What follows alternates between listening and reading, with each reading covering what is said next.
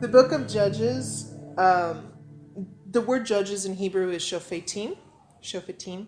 A shofet judges is actually a horrible translation of shofet. A shofet is like a savior. These are they're military leaders who rose up because there's anarchy going on. There's nobody who's really in charge. There's no organized military. So other nations are just going, hey, wow, bunch of people that have nobody to protect them. Let's go plunder. So then the Shofetim would rise up to the occasion and beat all the bad guys back. And then they die and the invaders all return. So that's pretty much the story of Judges is they keep going through this cycle. In need of a king. Is that before Saul comes? Yes, this is before Saul. The book of Joshua is right before this, and the book of Joshua has one success after another. They come out of the land of Egypt. They wander around in the wilderness for 40 years. They go in to the promised land and say, oh no, scary giants, run back into the wilderness, wander around some more. They eventually get into the promised land. Joshua leads them into the promised land. They go through and just take everything, and they just have success after success, and they all set up house, and now they're in the promised land, and everything is wonderful. And then Joshua dies. And as soon as Joshua dies, we now have the book of Judges, and it's one failure after another. So it just gets worse and worse and worse. Whereas in Joshua, it kept getting better and better. Now it gets worse and worse. So Joshua What happened to Aaron? Aaron died long before He then. would have died before Moses, wouldn't he? Yeah, he died back in the wilderness. No, because no one was Aaron allowed and to go. Joshua were... No, Aaron No, and Caleb, and Joshua. Joshua and Caleb. Oh. Yeah, and we'll see Caleb showing up again here. Basically, they didn't have a next in line. Yes, and that's kind of the problem, and it does make you wonder, like, why not? You know, because when Joshua died, why didn't he leave anybody else in charge? I mean, when Moses died, he left Joshua in charge, or God left Joshua in charge. Yeah. But yes, when Joshua died, it ended up being there's no clear leader, and probably he thought that the tribes, because whereas before you had this one singular children of Israel coming out of Egypt. Coming through the desert, so we have a singular nation of these people. Whereas now that they've come and they've gotten set up, you have all these different tribes that are dispersed in their own little areas. So it may have just been as simple as we don't have one centralized leader because we don't have one centralized people anymore. We have the tribe of Dan over here, the tribe of Judah over here, and the tribe of Benjamin over here. But didn't they always have those different tribes anyway? They did have those different tribes, but they were all together. Because remember when they went into... with Joshua they were all together. Well, yes, and when but before that, when they went into Egypt and they ended up over there in slavery, they went into Egypt, and then there was the story with Joseph. Well, Joseph was one of the 12 brothers, so they didn't have time to really. They were affiliated with their tribes based on who their lineage was, but they weren't living separate. Okay. Yeah, they were all kind of together in one conjoined children of Israel wandering through the desert. Mm-hmm. So by the time that they get into the promised land and they get divided up into their different lands, which happens at the end of Joshua, now they're kind of different. And they're going to fall into absolute chaos. The writer of Judges, I follow the tradition, I guess you would call it, of a professor of mine who needed a name for this guy. He wrote Judges and 1st and 2nd Samuel and 1st and 2nd Kings. And when I say wrote, it doesn't mean that he sat down with his pen and paper and started writing and then he wrote the whole story down one word after another. He gathered all of his sources and he took his sources and he put them together, he pieced them together, he connected them with his central theme that he was trying to get across. and he put them all together in that kind of a story. So it's not that he came up with this idea, with all of these ideas. It's not that he witnessed all of these ideas. He had sources, and he used all of these sources, and he compiled them together. This guy would have existed. He would have been sometime during the Babylonian exile. So after the time of David, after the time of all the kings in the northern and southern kingdom, and they're fighting and bickering with each other over who's going to have the right to worship Yahweh best, you then have Assyria coming in and wiping out the northern kingdom, taking them all off to captivity. And then you have Babylon coming in and wiping out the southern kingdom and taking them all into captivity. And so then they're all sitting over in Babylon. Well, this guy, this redactor is what we call him, who is writing. We call him Ralph. And that's not a technical term. That's not anything that any other scholar will ever call him, but that's what I call him. That's who I have named him, because that's what my professor named him. So we have Ralph, who wrote 1st and 2nd Samuel, 1st and 2nd Kings. And then we have Levi ben Cohen, Levi, the son of a priest, who wrote 1st and 2nd Chronicles. And when we get into 1st and 2nd Samuel and 1st and 2nd Chronicles, you'll see that because a lot of them tell the same exact story. You'll see the same stories in Samuel as in Chronicles. You'll see the same stories in King as in Chronicles. You just see a lot of the same stories. They were written by two very different people with two very different aims in mind. Ralph was very focused on the Messiah, and because he was often in Babylon in captivity looking for, number one, how do we get into this mess? And number two, how do we get out of this mess? So it was all about all of the things that we did wrong in breaking the covenant, which you'll see here in Judges start to come out. And then he's also looking at how do we get out of it? Well, we're looking forward towards a Savior, a Messiah that's going to come. And you'll see that all over his writing. Levi doesn't really care. Levi is more concerned. He's not really concerned about the Messiah. He's concerned about the priesthood. Preserving the priesthood, preserving the sacrifices in the temple, preserving the culture of the Israelites who worshipped in the temple in Judah. This was of utmost importance to him. So they're very, very different, even though they tell some of the same stories. But Ralph is the guy who I will say, that's what I call him. And he wrote this book of Judges. So but traditionally, having said that, traditionally Judges was attributed to Samuel. So prophet Samuel in 1 Samuel.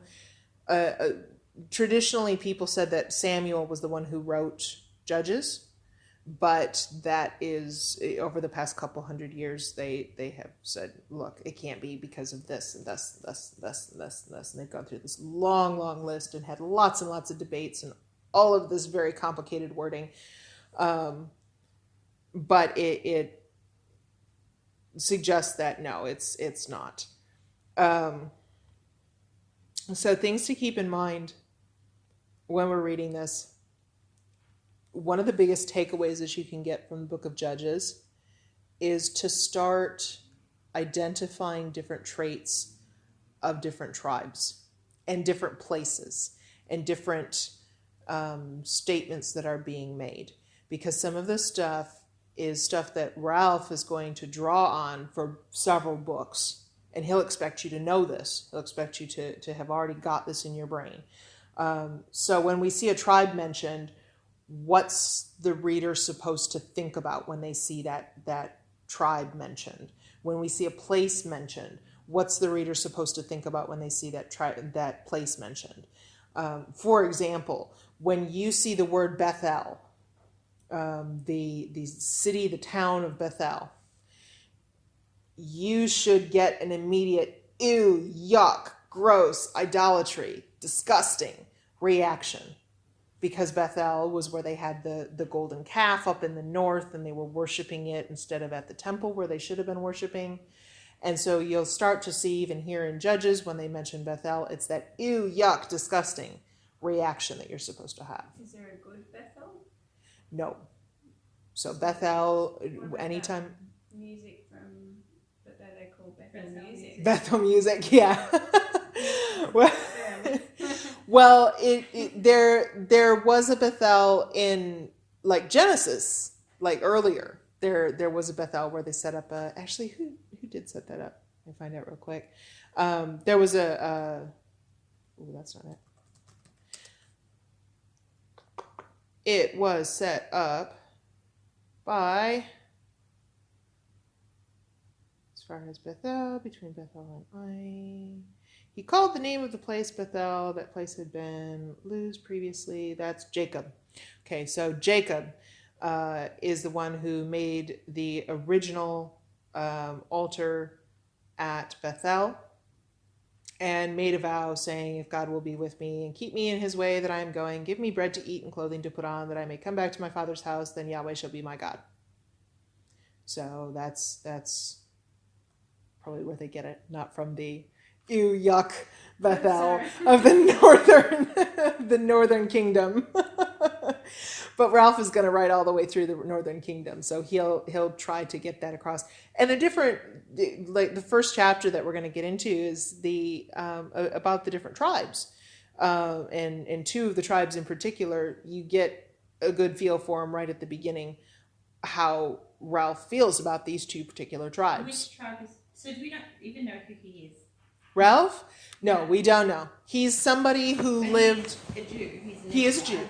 Yes. So, but you don't get a feel for what tribe he belonged to, at least, or. If I had to venture a guess, I'd say Judah. Okay. But that's just purely a guess, just based on he's definitely not a Levite, because the Levites were the priests, and he's anti-priest.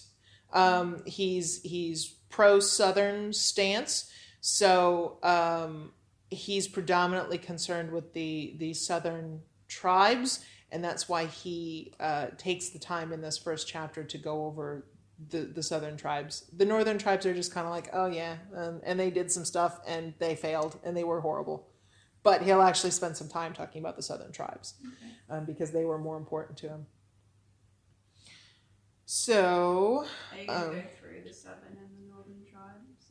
as we do it, I try not to overwhelm with memorization stuff right off the bat. Like, okay, now you got to know that this was here and this was here and this was here. If you can just remember Israel in the north and Judah in the south, we're good. Because that's when Tribe was one thing. Me too. when the kingdom split, you have the northern kingdom and the southern kingdom, and this will happen much, much later. So it's like North and South Korea. Yes, exactly. You have good. the southern kingdom is good.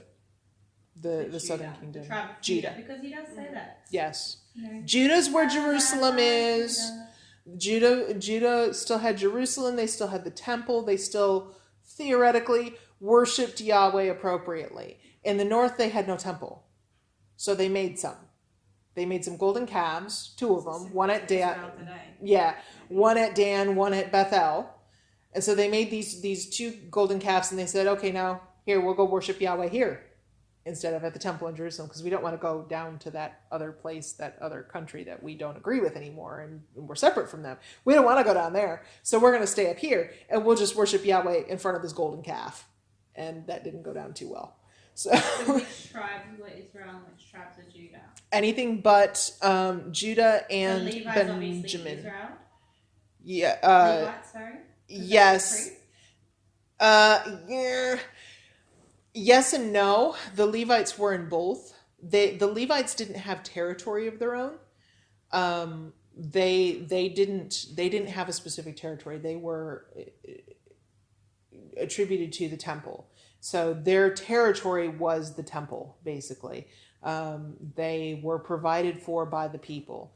The other tribes, they all needed land so that they could farm and support themselves and do all of that. But Levi didn't need to get supported by everybody else. Exactly. So their job was to feed the people spiritually, and to be the go-between for God, and then the people fed them. So they didn't need land, and they didn't have land.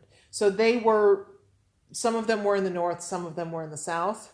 But yeah, most of the tribes, the 10 tribes, were up in the north. But Judah and Benjamin were down in the south. And those were the only ones, which is incidentally the two that Ralph is most interested in, is Judah and Benjamin. But who is the one? Yeah, who? Is Ephraim and Reuben, Manasseh. Reuben is in the north. Reuben was the oldest. But he was going to come back, so he wasn't He was going to come back. he? For Joseph. Oh yeah, it's It's those brothers, isn't it? yes, those brothers. Is there a tribe of Reuben? There is a tribe of Reuben. Oh, Yep. okay. You don't really hear of them. No, you don't. He wasn't really interesting for the people who are writing. Boring old elders. Yeah, well, that's the ones who are really interested are the ones like and Judah. Benjamin. Okay, well that makes sense. Mm-hmm. Because they, all right. Please. Start. So I'm interested. Judges chapter 1, it relies a lot on sources that are probably going to be ancient by the time that it was recorded. So by the time that Ralph is writing this, he's got all his sources laid out in front of him. And they're already really old by the time that he's got them, and he's putting them all together. So he takes all of this and he uses it to help him summarize the book of Joshua, and which is what he does in the first 2 chapters, I believe, of Judges. He basically summarizes the book of Joshua and everything that happened in the book of Joshua. So he expects that this quick review is going to be sufficient to jog your memory of everything that happened in Joshua. Now, when I looked at that and I thought, maybe we should be starting in Joshua instead of starting in Judges. However, Joshua also has the big, long, we're going to divide the territories here, and we're going to divide the territories there, and we're going to divide the territories there and there. And frankly, I think Judges is just more interesting. So we are going to start with Judges. And yes, we will just take this sort of broad overview to summarize everything that happened. All right, so verse 1. Now after the death of Joshua, it came to pass that the children of Israel asked Yahweh, saying, who shall be first to go up for us against the Canaanites to fight them?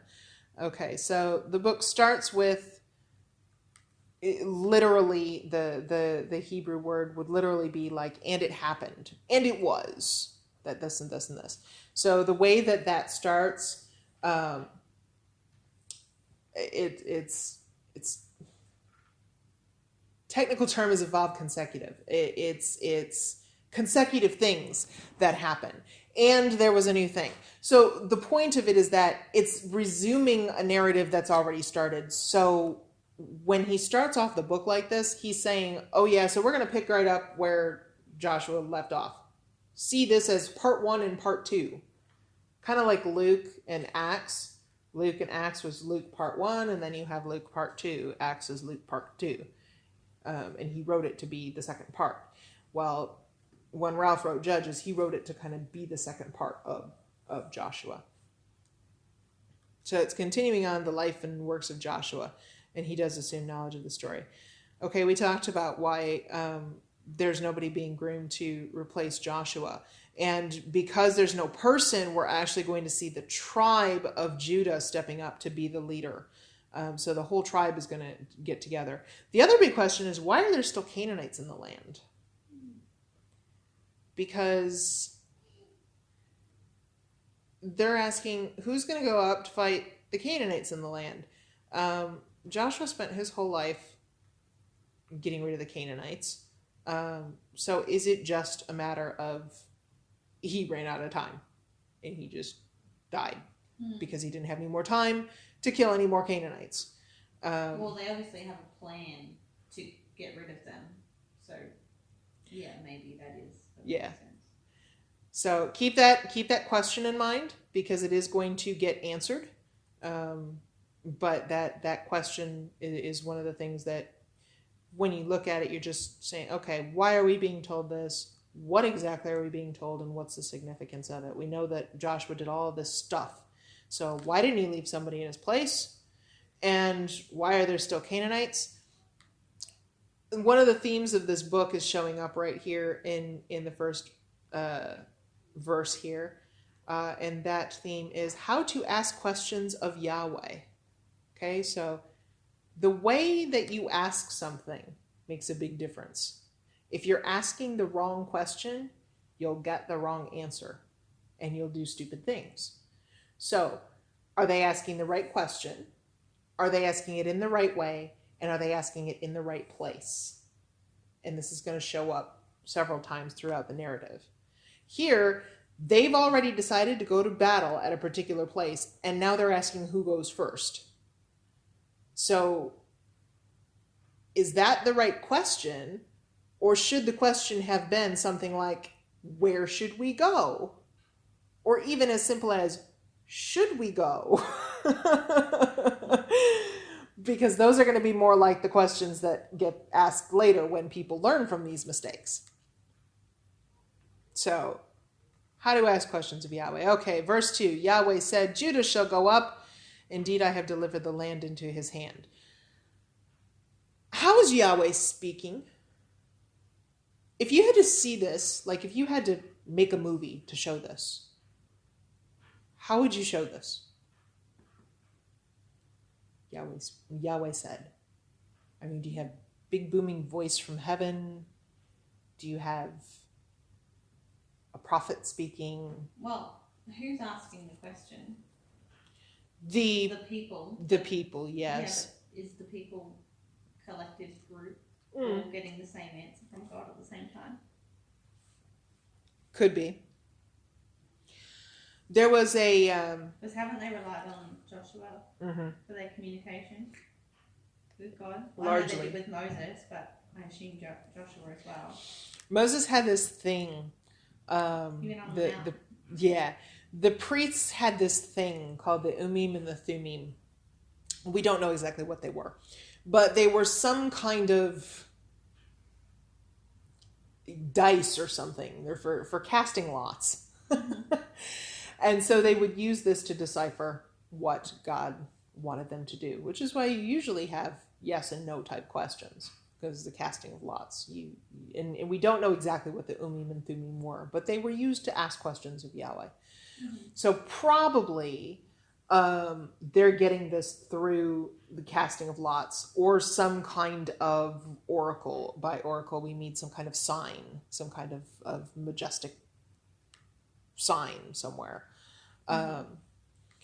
It's significant that the very first thing that Yahweh says, verse 2 of chapter 1, is Judah first. And then also the very last thing that he says in the book, at the very end of the book, is Judah first. So this book is book-ended with Judah goes first. It's the first thing Yahweh says, it's the last thing Yahweh says. So Judah is the most important. The tribes that are being mentioned here are not in any kind of random order. There's a purpose to why these tribes are being mentioned exactly the way that they are.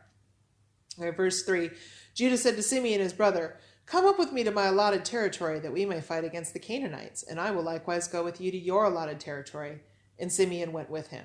So Judah and Simeon here are already beginning to mesh together, and this is Simeon a tribe? Simeon is a tribe, right. And later Simeon is going to completely disappear. It's going to be integrated into Judah and lose its identity because it just sort of ends. They just kind of mesh.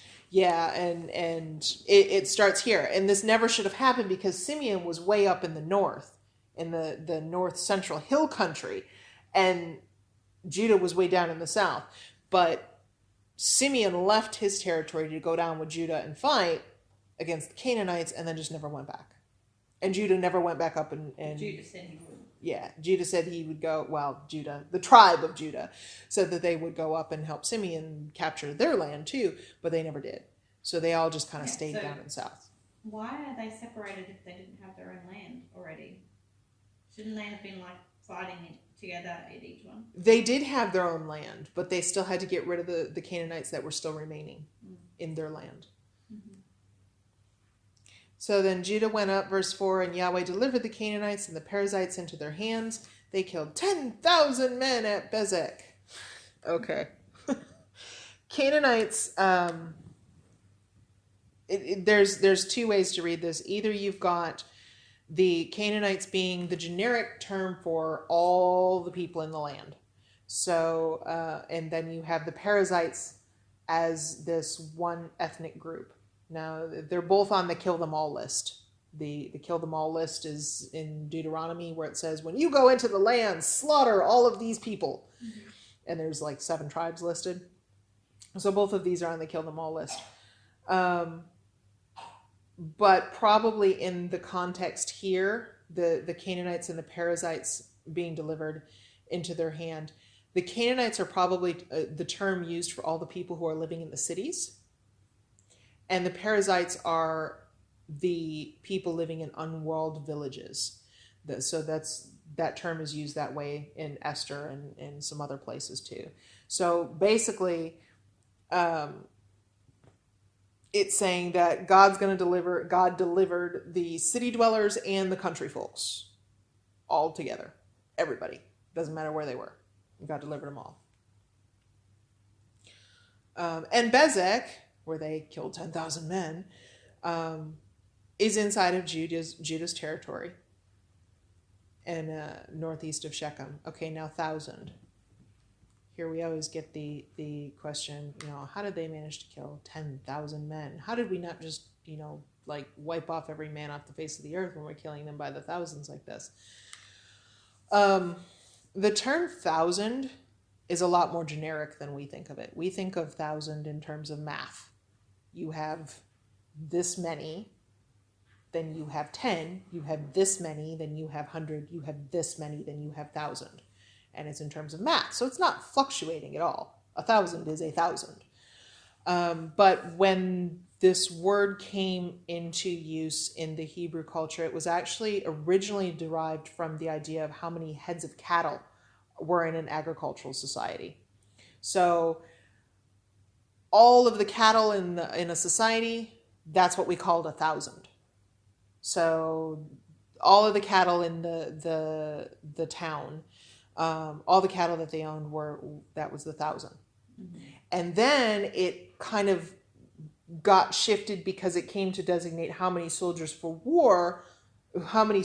be supplied for war by the village that owned said heads of cattle. So instead of now, we have 1,000, okay, we have 1,000 cattle. Now it was, we supply 1,000 soldiers because we have 1,000 heads of cattle. So then it became more to, you would, because originally you defined the size of a town by its heads of cattle. And then you started defining a size of a town by the number of soldiers that they provide to the army. So the 1,000 originally went with cattle, now it meant the soldiers. And so it designated the size of it designated it. So like 10,000 townships. No, it just means the size of a town at this point in its development. So like this is why like Saul says things like, when Saul says, I'm least among my 1,000, mm-hmm. he's saying I'm least among my people. Mm-hmm. It's just a sort of a generic term for my clan, my people, my group.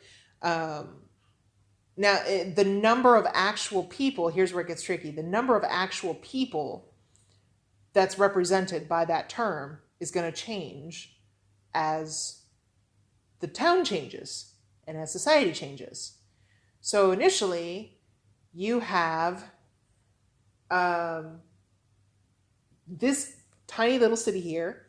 They supply 10 soldiers for battle. 10, numerically 10. But that's their 1,000. And then you have the city growing. And so now you have over here, you have this city that's bigger. And they supply 50 soldiers for war. That's their 1,000. So as the city grows, it means different numbers. So 1,000 is the designation for the size of a city. Mm-hmm. And it varies. So like in Numbers, where you see it. They use this term, the 1,000. In Numbers 1, it's anywhere from 5 to 14 men is 1,000. And then by this time, it's a military unit of considerable size, but it's certainly not 1,000, an actual like numeric 1,000 that we would think of it. So that's where you see the exaggerated numbers on the number of people that got killed. It's not so much exaggeration in the sense that, oh, they just wanted to make it bigger and better than what we think of it. And so they just exaggerated. It's not exaggerated like that. It's that they didn't think of it in terms of math the way that we think of it when we say 1,000. All right. So verse 5, they found Adoni-Bezek in Bezek and fought against him. Adoni-Bezek is just Lord of Bezek. They defeated the Canaanites and the Perizzites, so both city dwellers and the country folk. Then Adoni-Bezek fled. They pursued him and caught him and cut off his thumbs and big toes.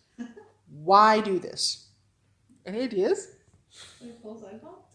Yeah, actually, yes. If you don't have toes, then you can't balance properly. Yeah. And with your thumbs. Yes. You got lack of. You can't do anything without a thumb. Can't hold a sword. Definitely can't hold a sword. That's what they did. It does prevent them from ever taking up arms again.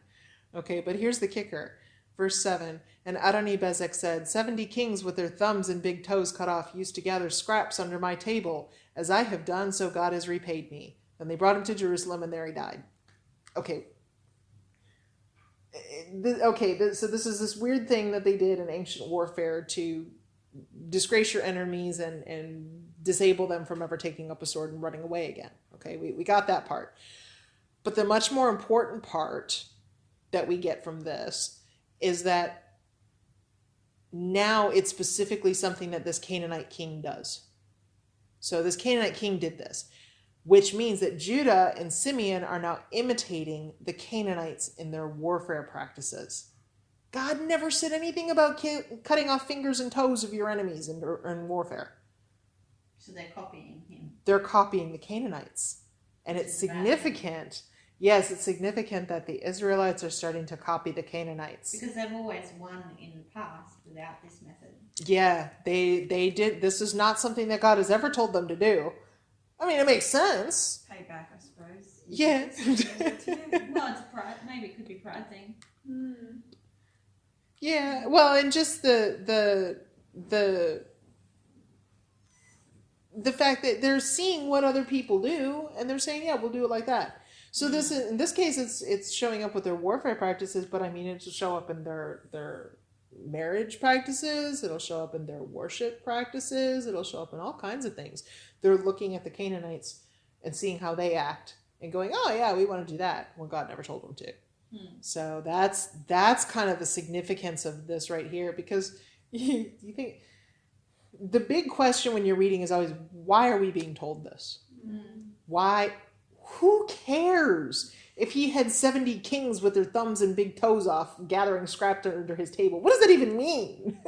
Did he actually have kings crawling underneath his table while he ate without their fingers and big toes? I mean, what does this actually mean? Yeah. So you think, what does it mean? And as I have done, so God has repaid me, and they brought him to Jerusalem, and he died there. So when he says that, is he saying, you've done to me what I've done to other people? Yeah. As like a pride thing, or as like a serves me right karma thing? I don't know. Either one. It could be either one. I mean, he's a Canaanite, so he probably doesn't know Yahweh as God. So this God that he's referring to is probably not Yahweh, because he's Canaanite. He doesn't know Yahweh. But I mean, who knows the practices of the God that he worshipped, and whether he thinks, yes, like, this is a prideful thing. Now the gods are actually interested in me. They're going out of their way to repay me what I did because I got their attention. I mean, who knows? Yeah. But what it means for us seeing here is, yeah, they're doing what he did. Judah and Simeon, the tribes of Judah and Simeon are doing what he did. And then they take him all the way to Jerusalem to intimidate the rulers of the next city they're going to try and take. Okay, so they take this guy over there and then they, kill him there. Because there he died. Conveniently, he dropped down dead. I suspect there was a little bit more intimidation tactic going on when he died mysteriously in front of all of the enemies that they were going to go try to conquer. Okay, so the children of Israel fought against Jerusalem and took it. They struck it with the edge of the sword and set the city on fire. Yay! So Judah conquers Jerusalem, which is great, except Jerusalem isn't in the territory of Judah. They shouldn't have been conquering Jerusalem. It wasn't inside their territory. It's actually inside of Benjamin's territory. But the writer is talking here about Judah's conquest before he even mentions the Benjamites trying to take Jerusalem. So before the Benjamites even try, Judah's already got it done. We got this. We're going to come into your territory uninvited and take over the town that y'all won't be able to take over when you try. It's basically how this is reading. So the tribe of Benjamin is already being painted in this negative light, and Judah, wow, they're amazing. They can take anything they put their hand to. And this is an instant that's the message of this. What's that? That Judah can do anything. Yeah, Judah is awesome. Benjamin. But they're not. They did the wrong thing. Well, yeah. But they can do it. But They can take Benjamin's it. a good one though, because they're in the south. Isn't that what you said? Well, Wouldn't Benjamin be happy? yes, Big Benjamin brother, would be happy. Big brother to the rescue. Benjamin, we're going to follow the tribe of Benjamin through this book. Ralph has some very, very strong feelings about Benjamin. Spoiled youngest. Yeah, kid. yeah. But the point of this is that, Judah can do it, Benjamin can't. Okay. So, and this is an instance where the message is the point of it, not the historical account. Because actually, well, you remember how I said that this is all a recap of stuff that happened over in Joshua? Well, in Joshua, Judah, in this recounting of them trying to take Jerusalem, in Joshua, they failed to take Jerusalem. So the Jebusites live there to this day. So here, when they fought against Jerusalem and took it and struck it with the edge of the sword and set the city on fire, in what sense they took Jerusalem isn't really clear. They didn't get all the people out of there, the Canaanite people, the Jebusites. They didn't get them all out of there because they don't get out of there until David comes and does it. So, not quite sure what exactly they took of Jerusalem. Probably just there's a hill on the southwest side that wouldn't have been fortified. So maybe they took that hill. And that was what was meant by they took Jerusalem, but they did not actually take the entire city. But the way that it's portrayed here, the way that Ralph is putting it across, man, they can do anything. They went and did this. So he conveniently, and he knows factually, he knows that Judah did not kick all the Jebusites out of Jerusalem because he's going to be the one to write the story later on about how David does it. So he knows full well. So a bit biased. Yeah, but he's putting it out there because he wants you to get this picture of Judah right from the start. Judah, good. Judah is awesome. Judah can do no wrong. So that's Ralph's view of Judah. And you see it. Right in that view. Well, right or wrong, it's his view. It's how he's going to paint it. I mean, Levi certainly wouldn't agree. He doesn't really care about the tribe of Judah when he writes the First and Second Chronicles writer. He doesn't care as much. Judah's not a priest. Why do we care? If Judah was important, he would have been a priest. Yeah. So it's not really a right or wrong. It's a matter of his perspective. Ralph is very interested in Judah, and Judah is really, really good as far as Ralph is concerned. So verse 9, afterward the children of Judah went down to fight against the Canaanites who dwelt in the mountains in the south and in the lowland. Then Judah went against the Canaanites who dwelt in Hebron. Now the name of Hebron was formerly Kirjath Arba. And they killed Shishai, Ahiman, and Talmai. All right, names here, people. Kirjath is the Canaanite word for city. So they're renaming these cities as they take them. So the city of Arba. Now in verse 20, Caleb gets this territory. So verse 20 of this chapter, Caleb gets this territory. He also got it back in Joshua chapter 14 when he asked for it from Moses. So this belongs to Caleb. And actually, these three figures of Shishai, Ahiman, and Talmai are defeated by Caleb. Distinctly not Joshua. Joshua did not defeat them. And Judah did not defeat them. Caleb defeated them. Caleb belongs to the tribe of Judah. He was adopted into the tribe of Judah, actually. By who? What happened there? Caleb and Joshua. Yeah. Caleb was a latecomer. He was an Edomite, off the top of my head. I think Caleb was actually an Edomite. I'd have to look. So he was an enemy. Yeah, but he was adopted into the Israelites, and he ended up becoming very prominent. But he was adopted into the tribe of Judah. Mm-hmm. So he is affiliated with the tribe of Judah, and he's representing, and here he's completely represented by the tribe of Judah, where like he's not even credited for the deaths of the three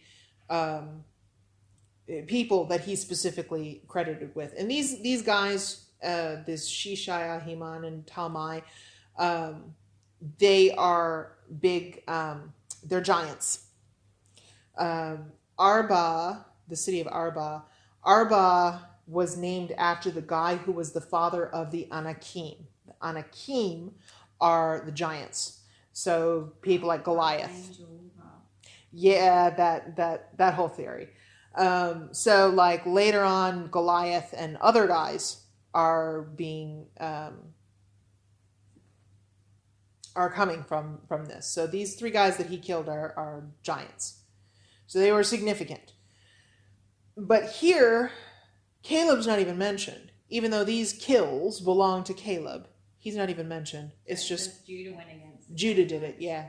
And they defeated him. So Judah, as Caleb, represented them. But we're not going to hear about Caleb. We're just going to hear that Judah did it because yay, go Judah. Judah is awesome. All right, so from there they went against the inhabitants of Debir. The name of Debir was formerly Kirjath Sepher. So Kirjath Sepher, city of letters. It was a learning center. So that was that. Verse 12, Caleb said, whoever attacks Kirjath Sepher and takes it, to him I will give my daughter Aksah as wife. So now, after deliberately avoiding any mention of Caleb and attributing his personal victories to Judah as a whole, now the narrator brings him in. So now we have Caleb. There he is. And Othniel, son of Kenaz, Caleb's younger brother, took it. So he gave him his daughter Aksah as wife. Yeah, so Caleb's daughter gets given to his younger brother. Yes. Now, by younger brother, they don't mean they don't necessarily. Yeah. Okay. Othniel, son of Kenaz. Kenaz is the grandson of Esau.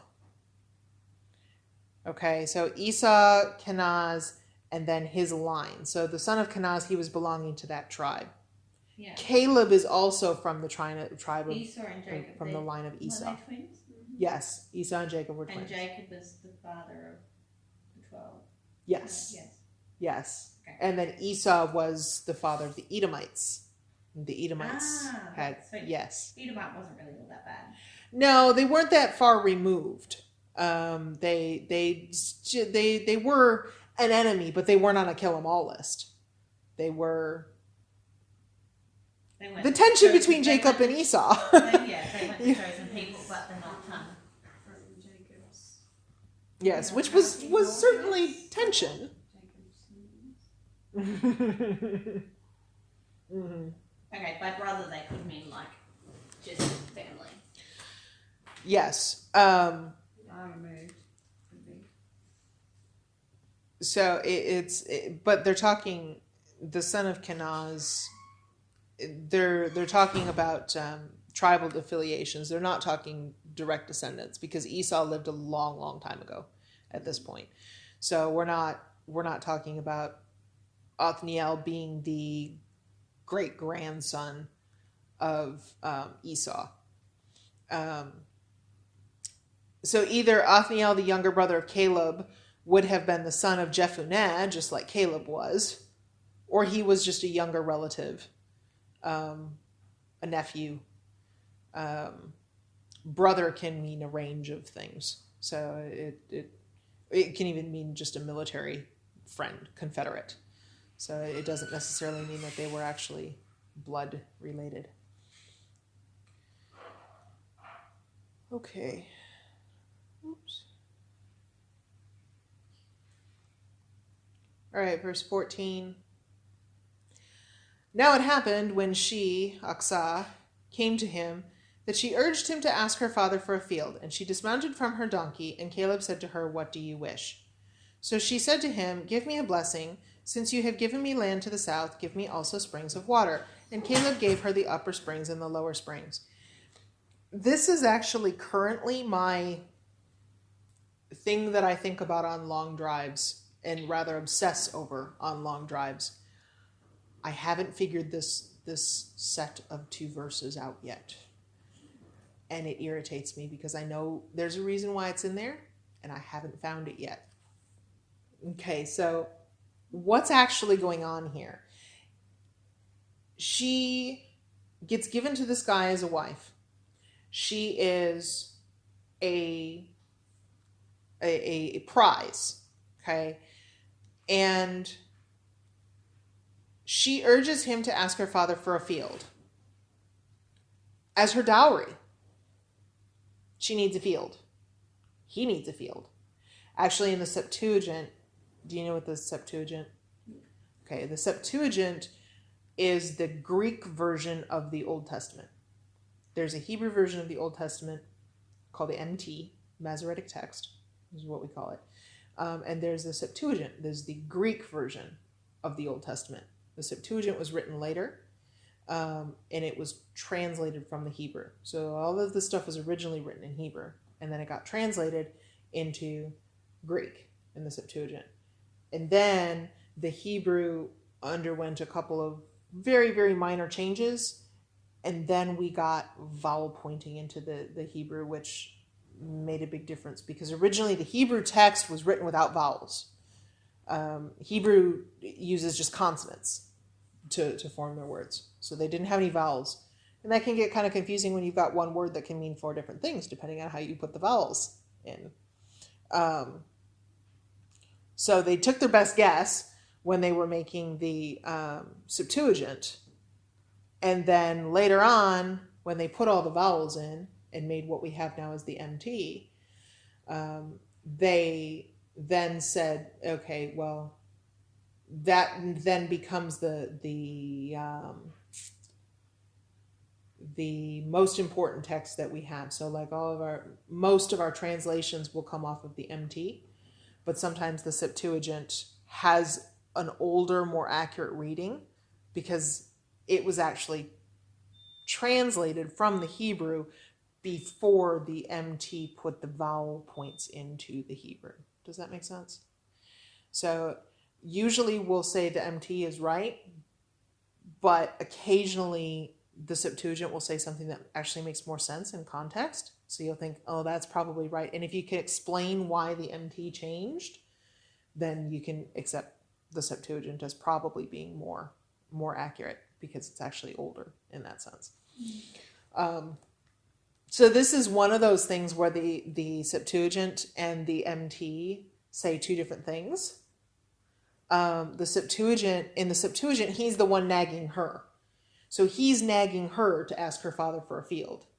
In the MT, she's nagging him to ask her father for a field. But in any case, they need a field. They need a field.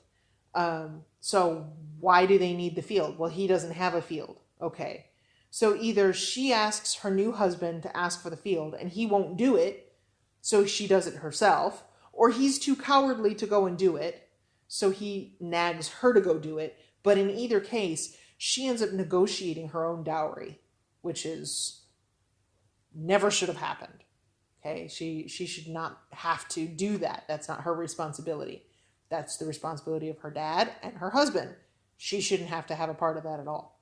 And yet she's the one who's got to go do this. So when she does go to him, and they're arguing, whoever, regardless of whoever is arguing, they want a field. But when she goes to Caleb, she says, give me springs. So she doesn't even ask for a field. She asks for springs. So she's asking for something different than what they were arguing about. Somebody wanting somebody to ask for. So they don't even get a field. And then you've got the question, why on earth did Caleb give her this land in the south where he gave her to begin with? This land that he gave her it's in the Negev. It's arid, it's dry, it's useless. You can do absolutely nothing with it. That was her dowry? Why would he give that to her without giving her springs of water? Because he had springs of water to give. He could give it to her when she asked for it. But he gave her this useless land without giving her springs of water. What do you mean he gave her land? He did. He gave. She says, "Since you have given me land in the south, give me also springs of water." Oh, mine says, "Since you've set me in a land of Negev." Okay. Well, yeah. Since you put me in this land. Yeah. Okay.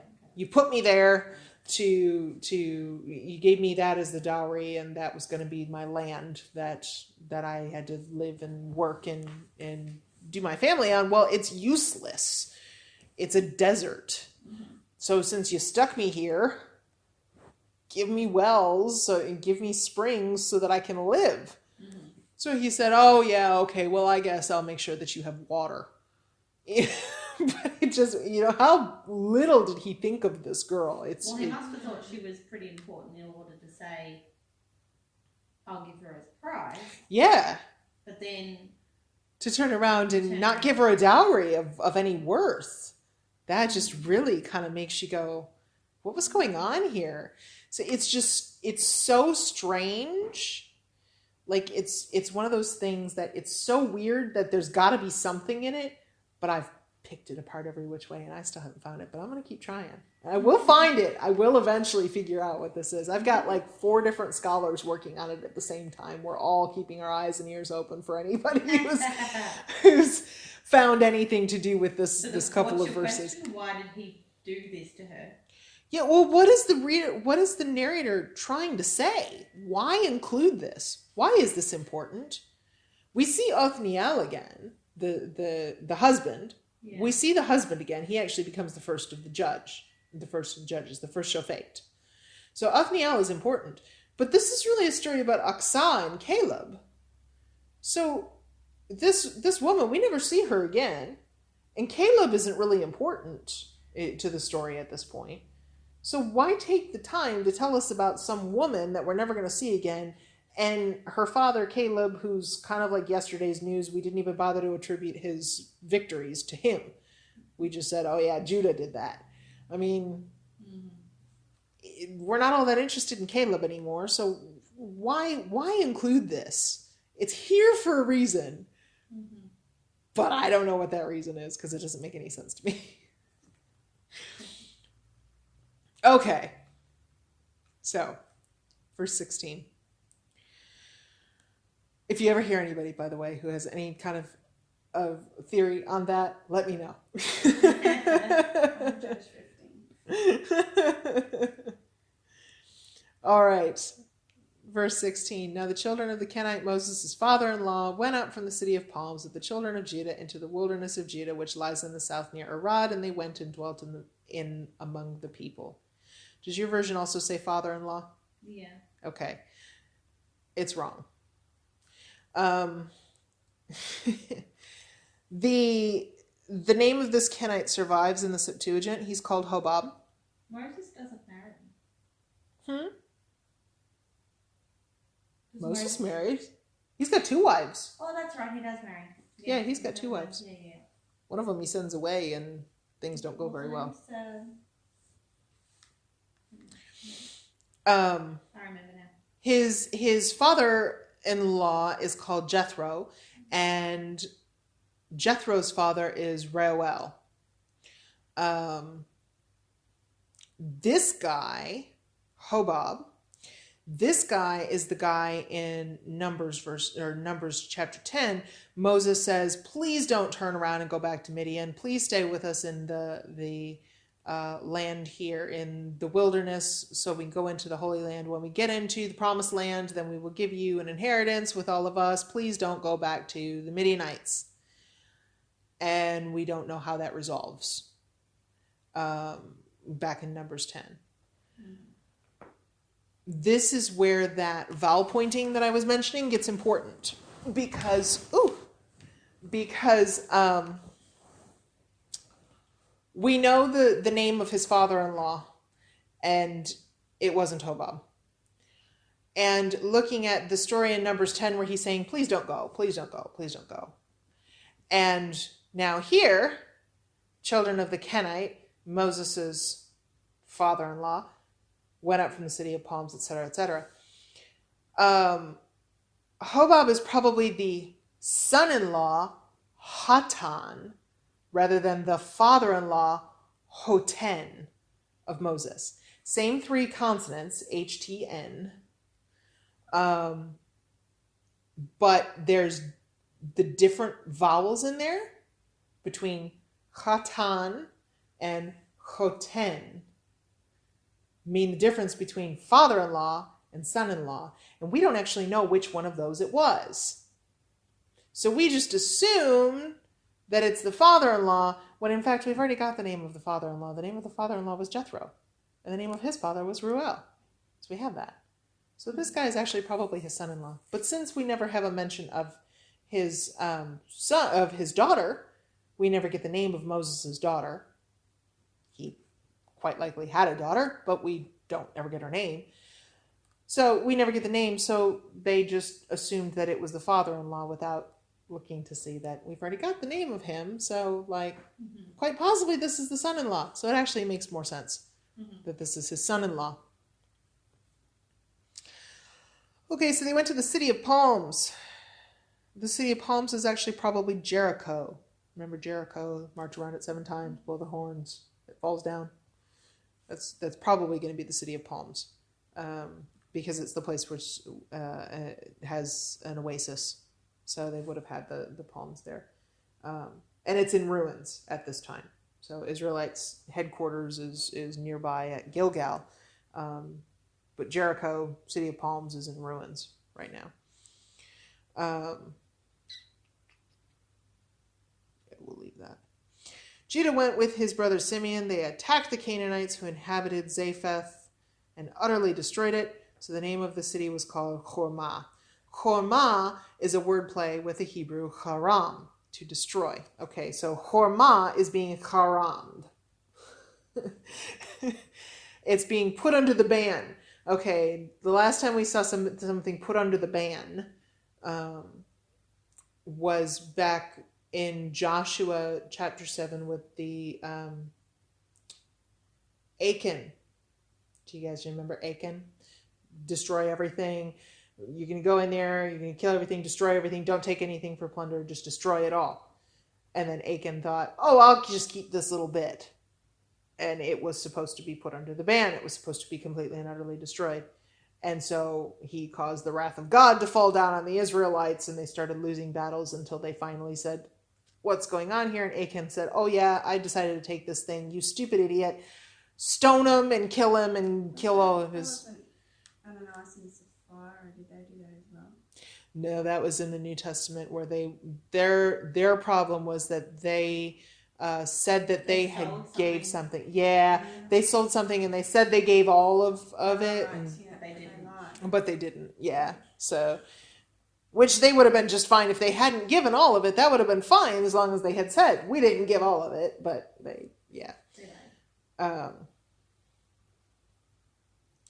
So the Hormah is one of only 2 places that's going to be Karamd in this book, and the other one is right at the end. And Hormah is a town that Joshua had victory over, so we're still doing this review of all of the magnificent works of Judah during the conquest. So this is still things that happened while Joshua was alive. This is all review. Also, Judah took Gaza with its territory, Ashkelon with its territory, Ekron with its territory.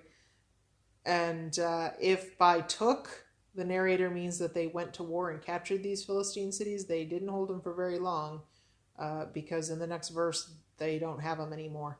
So the Septuagint actually has a completely different verse, and it says Judah did not inherit Gaza, Ashkelon, Ekron, or Ashdod, which is the capital of the Philistines.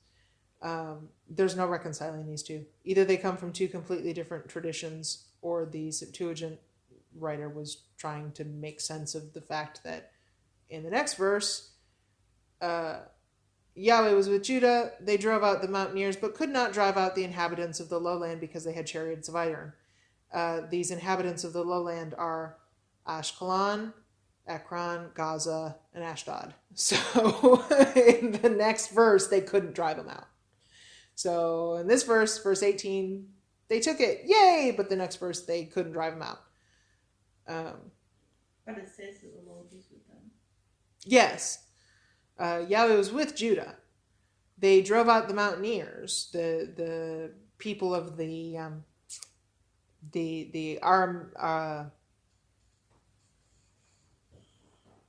Aramean tribes up in the mountains, but they couldn't do the lowlands, the Philistines and those guys.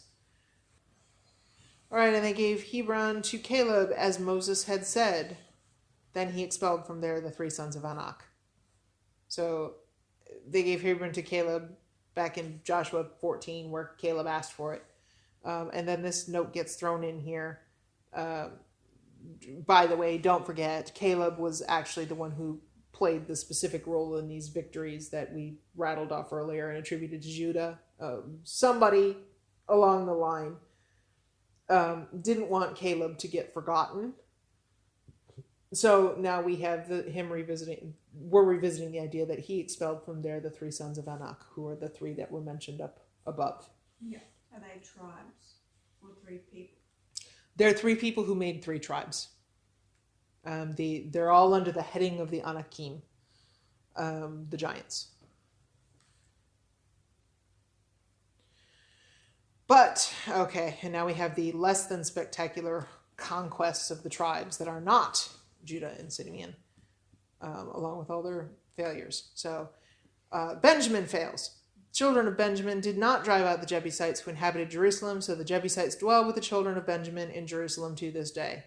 In spite of the fact that, Judah just expelled them all in a couple verses ago when they miraculously took Jerusalem, because they didn't actually miraculously take Jerusalem. It was just, we're going to make Judah look really good. And the house of Joseph also went up against Bethel, and Yahweh was with them. House of Joseph is Ephraim. Ephraim is the second most important tribe to Ralph after Judah. That's Joseph. Yeah, Joseph's got, because Levi didn't get a land portion, Joseph's 2 sons both got land portion. So he had Ephraim and Manasseh. So, yes, Ephraim is important. Yahweh was with them.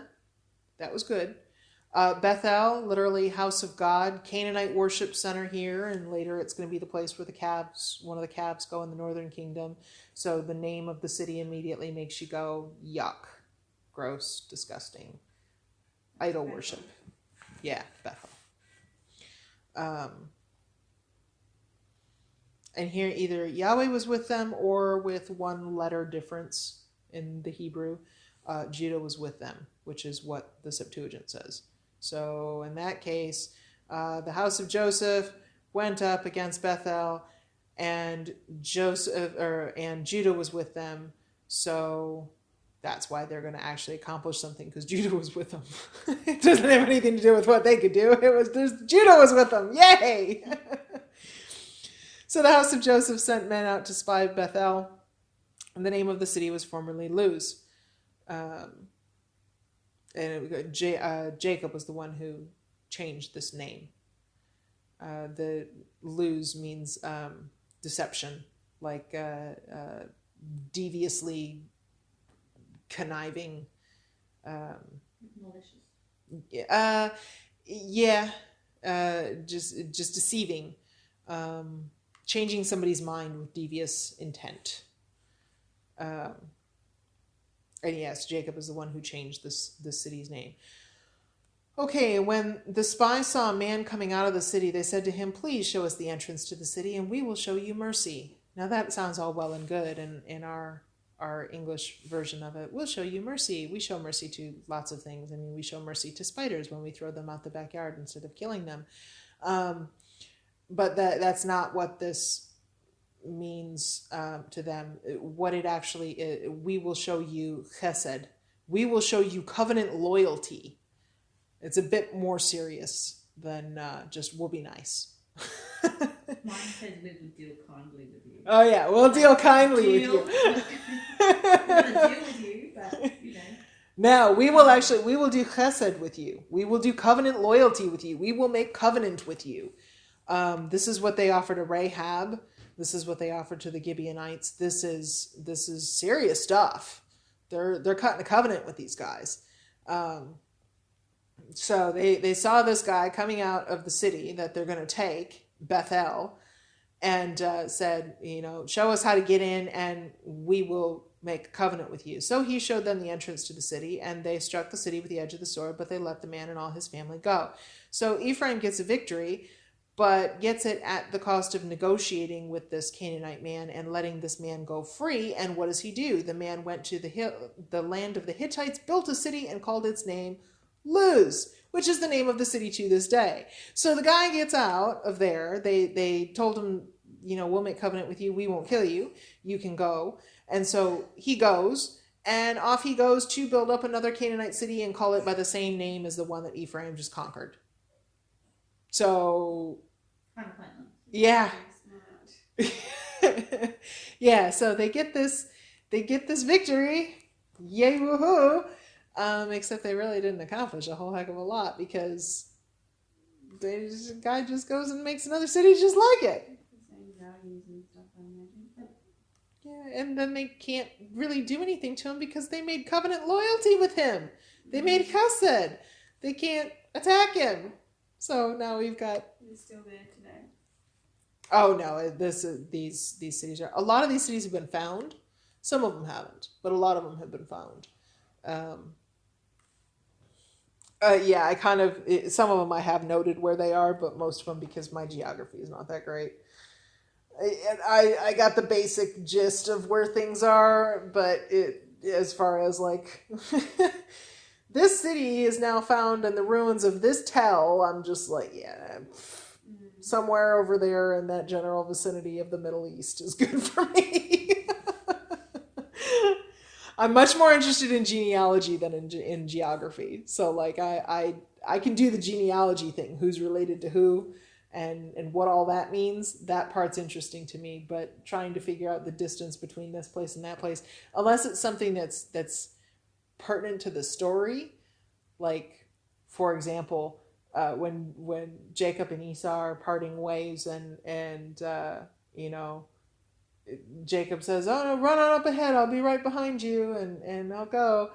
So then Esau says, "No, really, come with me." And Jacob says, "No, go on ahead. I'll be right behind you. I'll be right behind you." And so then Esau goes, and Jacob turns tail and runs the other direction. But you don't know that unless you know which direction he's going, what city he's going towards. When he says, "Yeah, I'll be right behind you," and he follows right after. Well, he's not following right after. He's running in the opposite direction. That kind of geography stuff, that's interesting to me. But verse 27. However, Manasseh did not drive out the inhabitants of Beth Shean and its villages, nor Ta'anach and its villages, nor the inhabitants of Dor and its villages, or the inhabitants of Ibleam and its villages, or the inhabitants of Megiddo and its villages, for the Canaanites were determined to dwell in that land. So the other half of Joseph isn't doing so well. And they didn't drive them out. Does that mean that they tried and failed, or did they just say, let's just leave the Canaanites well enough alone? We can't say for certain with this verse what their attitude towards it was, but in the next verse we can see that they didn't try all that hard. And it came to pass when Israel was strong, so now they can eradicate the Canaanites. They put the Canaanites under tribute, but did not completely drive them out. So Manasseh also negotiates with the Canaanites. The general idea is both of Joseph's sons are weak. They negotiate to avoid battle. So when you start, this is the idea that we should have in our mind when we see Manasseh, when we see Ephraim. They are weak and they will negotiate rather than to fight. Nor did Ephraim drive out the Canaanites who dwell in Gezer, so the Canaanites dwell in Gezer among them. So back to Ephraim, negotiation is the way to go. Ultimately, just a quick note about Gezer. Ultimately, Egypt is going to burn Gezer to the ground, and then Pharaoh is going to give it to his daughter as a dowry when she marries Solomon. So they will get this back. Nor did Zebulun, verse 30, drive out the inhabitants of Kitron or the inhabitants of Nahalol. So the Canaanites dwelt among them and were put under tribute. So Zebulun negotiates too. Is that another tribe? Is that a brother? Zebulun is another How brother. come Joseph's sons get a tribe of their own? Because Levi doesn't get an inheritance. Yeah, no, but why does Joseph's sons? Joseph was singled out during the whole story of Because of where his position was, like his rank? yes. Well, he was the one that Yahweh chose. You have the Abraham, Isaac, Jacob, and then Joseph was the one that Yahweh chose after that.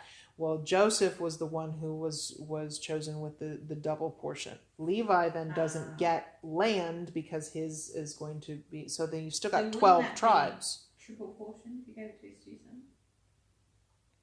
Or did he Yeah, well, he separate split that? his Okay. towards his Okay. into his two sons. Nor did Asher is another tribe, drive out the inhabitants of Akko or the inhabitants of Sidon or of Ahlab, Akzib, Helba, Afik, or Rehob. So Asher bombs too. They don't accomplish anything. The Septuagint says that they put Akko to forced labor, or Akko put them to forced labor, one of the two. But it's not real clear. But and they also include Dor on the list of people that they didn't take. So Asher completely fails. So the Asherites dwelt among the Canaanites, the inhabitants of the land, for they did not drive them out. Nor did Naphtali, another tribe, drive out the inhabitants of Beth Shemesh or the inhabitants of Beth Anath, but they dwelt among the Canaanites, the inhabitants of the land. Nevertheless, the inhabitants of Beth Shemesh and Beth Anath were put under tribute to them. So Naphtali also negotiates. Beth Shemesh is the house of the sun, and Beth Anath, house of Anath. Anath is a Canaanite deity. So these are two Canaanite worship centers that they have here, that Naphtali is living in. And the Amorites forced the children of Dan into the mountains, for they would not allow them to come down to the valley. So Dan completely and utterly fails to assert itself. All the northern tribes are failures, and Dan is the worst. Any idea why Dan is the absolute worst? Any idea?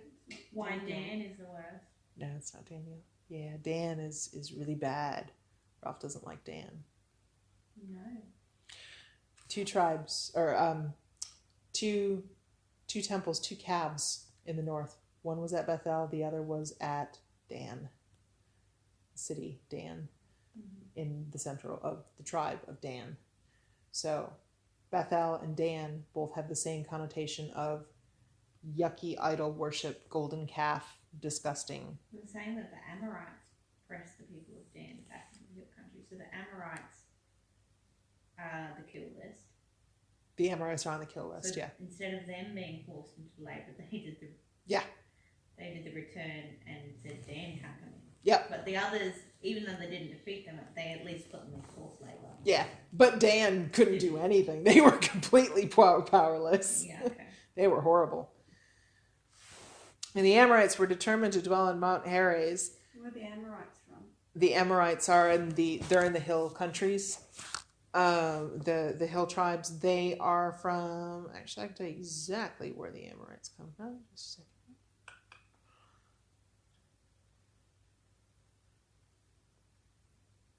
They're hill or mountain dwellers who write in Akkadian. They actually were the first ones to establish Babylon. It was a very small city when they established it. They were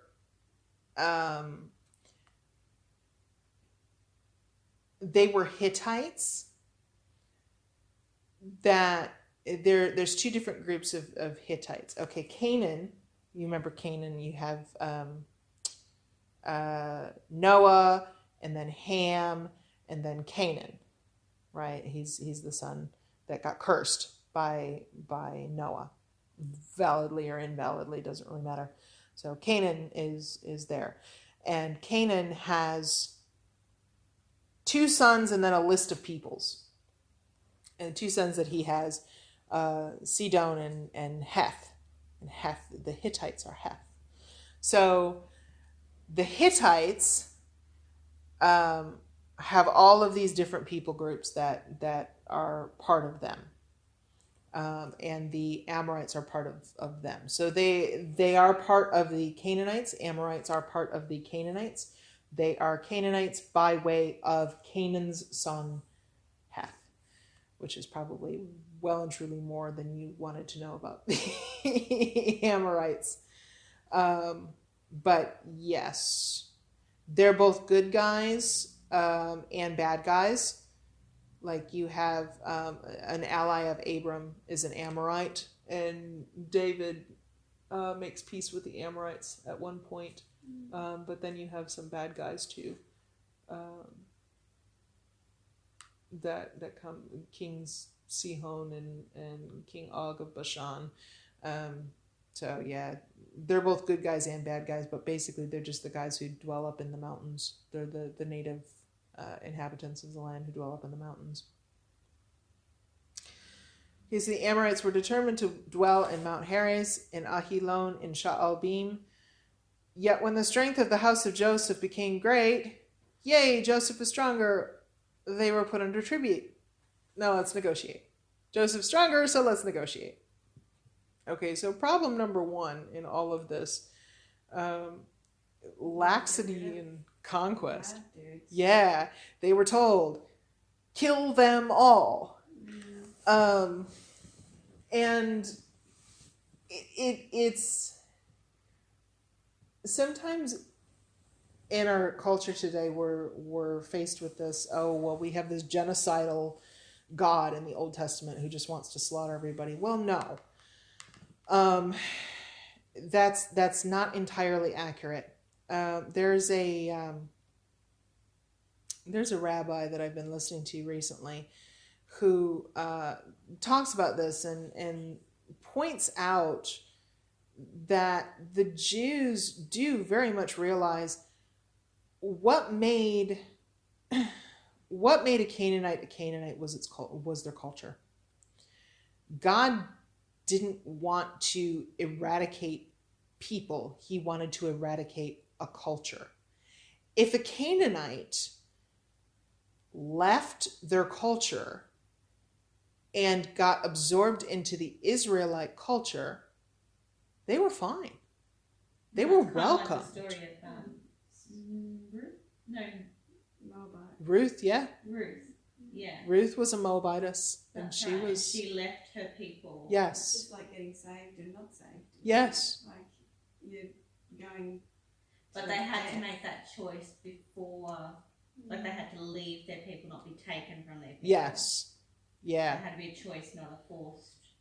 Yeah. thing. They don't do forced and conversions. Rahab, obviously, she was in Jericho. I don't know what people she belonged to, but she was. They made a deal with her. Yes. It didn't seem to be okay. Yes. It didn't end up being bad, but she married one of the. Didn't she marry somebody Yes, she did. She married. in the 10 Spies or something? Or was it Caleb? No. Anyway, Rahab married somebody who was along the line of Jesus, isn't it? Oh, yeah. Anyway, I don't Yeah, know. she actually is in the genealogy, in Matthew's genealogy. She was the father of Boaz, or she Boaz, was the that's mother right. of Boaz. Yeah. Yeah, so Yeah. they could choose to leave, their culture, as you say. But it was the culture that was the problem, and it was the culture that was the Like problem today. because the culture killed people. You know, it was a horrible. It was very much bad. And God didn't want that culture to be influencing his people. So he said, eradicate the culture. But the people had the option of leaving that culture. They just couldn't do it under duress. Yeah, like you said. So like if the Israelites were coming and they're going to destroy your town, that's not the time to convert. I'm sure there would have been many people who. Yeah. Yeah. I mean, that's the thing, isn't it? People all like make these crazy. Because human nature, I suppose. We're under threat, Yeah. quick, conform, or whatever it is. Yeah, but it was if you chose to do it beforehand, then that's all well and good. It wasn't that they particularly, God wasn't bloodthirsty. He just didn't want this culture becoming his culture. So yes, kill them all means get rid of their culture. Do whatever you have to do to get rid of their culture, because when they don't, then of course the Israelites end up absorbing this culture. Yeah. And that's exactly what they do all throughout this book.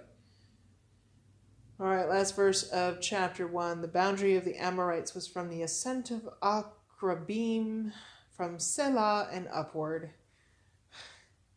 It's one of the things that gets me about the translations. If you're going to translate it, translate the whole thing, because make it interesting. If you're going to leave it in its original Hebrew, then it's just in its original Hebrew. Then I'll go look up what it is.